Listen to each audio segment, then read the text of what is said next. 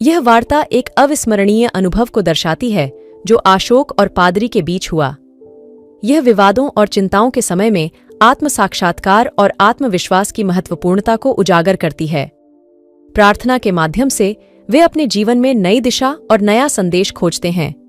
यह एक कथा है जो हमें प्रेरित करती है कि प्रार्थना और आध्यात्मिकता हमें चिंताओं से मुक्ति दिला सकती है और हमें जीवन में सकारात्मक बदलाव लाने की दिशा में प्रेरित कर सकती है। आज की वीडियो में हम जानेंगे, जो भी लोग चिंता करते हैं, बहुत ज्यादा सोचते हैं, कभी कभी वे बहुत ज्यादा डीप में चले जाते हैं, उस समय हमारे मन विचलित हो जाते हैं, तो मन की तरह से परेशान रहते हैं, वही समझेंगे। वीडियो अच्छा लगे तो लाइक करें और नए जो भी आए चैनल को सब्सक्राइब जरूर करें। तो अशोक चर्च में आते हैं आज बहुत सारा सवाल मन में रखकर। सोचे आज चक्रा जाने बाद परमेश्वर से पूछेंगे कि प्रभु उसके मन को कैसे हाल निकालकर उसे समझाते हैं। तो आइए जानते हैं अशोक क्या क्या सवाल लेके आए हैं परमेश्वर के पास। अशोक, फादर जी, मेरे मन में बहुत सोच है।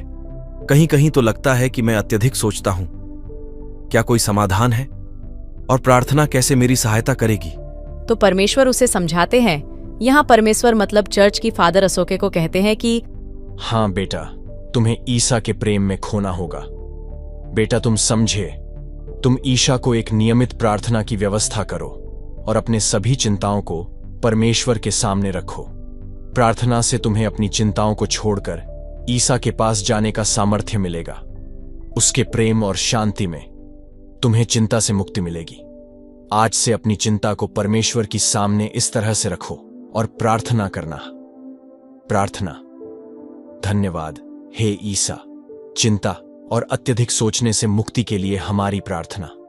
रात्रि की गहराई में हम तुम्हारे सामने आते हैं, अपने मन की बातें तुम्हें सुनाते हैं। हमारे दिल भरे हुए हैं, चिंता और उद्विग्नता से भरे हुए हैं। हम जानते हैं कि तुम हमें आशीर्वाद और साहस देने के लिए यहां हो और हमें चिंता और अत्यधिक सोचने से मुक्ति दिलाने के लिए तैयार हो। हे ईसा, हम तुम्हें अपनी चिंताओं के साथ साझा करते हैं जो हमारे मन को कब्जा कर लेती हैं। हमारे मन में विचारों की लहरें उठती हैं और हमें चिंता के अंधकार में ले जाती हैं। हमें लगता है कि हम एकांत में खो जाएंगे और हमें अकेलापन का अनुभव होता है, परंतु तुम हमें याद दिलाते हो कि तुम हमारे साथ हो और हमें कभी अकेलापन महसूस नहीं होने देते। तुम्हारी प्रेम की गहराई में हमें शांति की अवस्था मिलती है। तुम्हारी मधुर आवाज हमें चिंता के बोझ से मुक्ति दिलाती है और हमें आत्मसमर्पण की अनुभूति कराती है। हम जानते हैं कि तुम हमारे साथ हो और हमें कभी अकेलापन का अनुभव नहीं होने देते। हर शब्द, हर विचार, हर इच्छा तुम्हारे पास जाते हैं। तुम हमारे साथ रहते हो, हमारे प्रत्येक कदम पर, हमारे प्रत्येक विचार में। तुम्हारा प्रेम हमें विश्वास देता है कि हम चिंता और अत्यधिक सोचने से मुक्त हो सकते हैं और हम तुम्हारे प्रेम के साथ एकत्रित हो सकते हैं। अशोक, तुम्हें ठीक इसी तरह से प्रार्थना करते रहना है। इसके बाद अशोक फादर की बातें और भी ध्यान से सुनते हैं। फिर फादर अशोक को कहते हैं कि बेटा तुमको इतना नहीं और भी प्रार्थना करना है। परमेश्वर को आत्मा तक बात को पहुंचना है।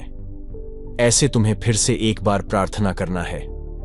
हे ईसा, हम तुम्हारे प्रेम में समाहित होने का आह्वान करते हैं। हम तुम्हारे पास आते हैं अपनी चिंताओं को छोड़कर और तुम्हारे प्रेम की गहराई में खो जाते हैं। हम जानते हैं कि तुम हमारे साथ हो, हमारे प्रत्येक उत्साह में, हमारे प्रत्येक अवस्था में। तुम्हारी आशीर्वाद हमें सहारा और साहस देते हैं जिससे हम अपने जीवन की हर चुनौती का सामना कर सकें।